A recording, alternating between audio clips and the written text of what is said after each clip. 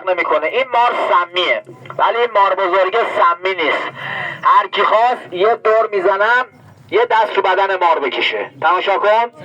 زیر گیچی آقا، زیر گردن این مار دو جا مهره داره. پاکستانی ها میگن زر مهره، افغانی ها میگن گل مهره، ایرانی ها میدونی چی میگن؟ خر مهره.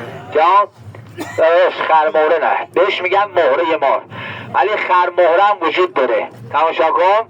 هر کی دنبالش هست این پهلوانی پشت میدونه. مهره اصل خر کسی خواست این پهلوانی فکر کنم یه دونه داره. تماشا کن. آیا پوست بدن این مار کفاشا میگیرم با میگن روغن مار. زیاد شنیدی ولی تا حالا اصلشو ندیدی. من روغن بدن این مار رو میگیرم. اینو جمعش کن. مار بزرگ. حالا ببین این افعی شاخدار. تماشا کن. اینا رو آقایون دیدن.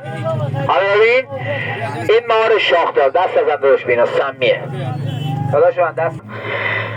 الله اکبر از این بزرگی خدا، الله اکبر از این عظمت خدا. اون آقا میگیرم گردن این بچه.